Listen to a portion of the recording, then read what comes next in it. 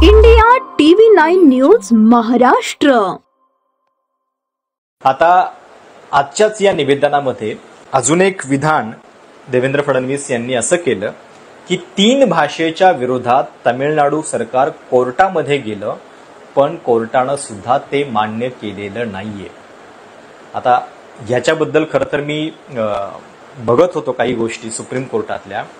कोर्टाचा असा कुठेही निर्णय नाहीये की त्यांनी तमिळनाडू सरकारला या मुद्द्यावरती पूर्णपणे म्हणजे द्विभाषा सूत्राच्या मुद्द्यावरती जे त्यांनी लागू केलेलं आहे त्याच्याबद्दल फटकारलंय किंवा त्रिभाषा सूत्रच लागू करा असं म्हटलेलं आहे।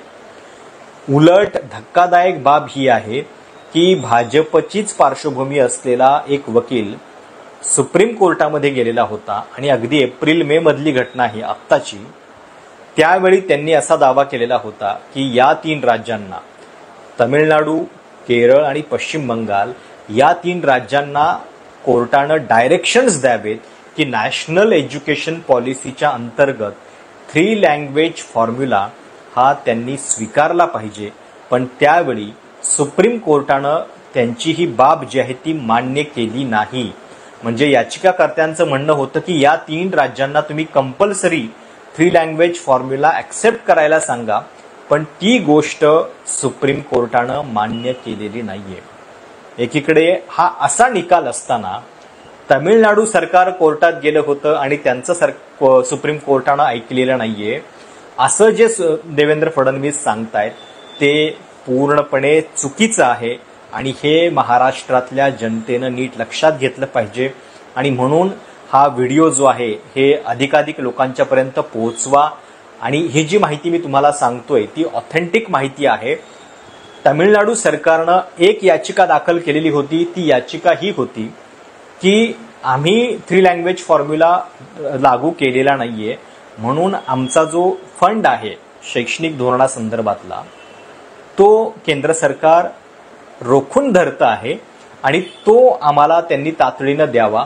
या संदर्भातली याचिका कोर्टामध्ये तमिळनाडू सरकारनं दाखल केलेली होती। म्हणजे 3 लँग्वेज फॉर्म्युला बद्दल त्यांना कुठेही कोर्टानं असं काही आदेश जे आहेत ते दिलेले नाहीयेत आणि मुळात देऊ शकत नाही। कारण मी जसं तुम्हाला म्हटलं की प्रायमरी एज्युकेशन हा पूर्णपणे कॉन्करंट सब्जेक्ट आहे, समवर्ती सूचीमध्ये आहे, ज्याच्यावरती राज्य सरकार सुद्धा त्यांना हवे असलेले कायदे जे आहेत ते करू शकतं।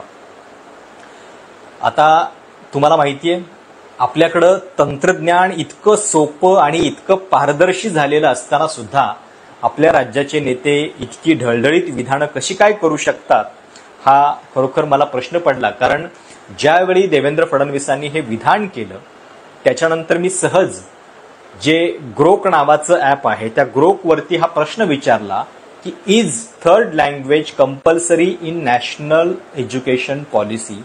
त्याच्यावरती ग्रोकनं दिलेलं जे उत्तर आहे ते सुद्धा पुरेसं आहे। ग्रोक असं म्हणतं की national education policy recommends 3 language formula which encourages students to learn 3 languages in school with at least 2 being native Indian languages.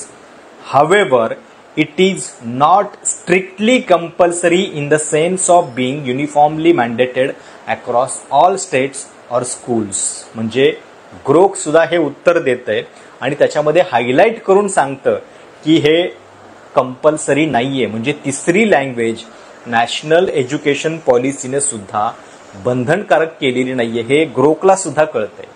Grok हे अमेरिकन ट्विटर जे आधी या कंपनीचं नाव होतं आता एक्स आहे या कंपनीचं ॲप आहे।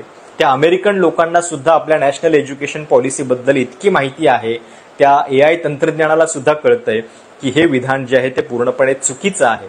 आणि तरी आपल्याकडं या नॅशनल एज्युकेशन पॉलिसीचा हवाला देऊन सांगितलं जातंय की त्याच्यामध्ये सांगितलं आहे म्हणून आम्ही हे सूत्र लागू करतो।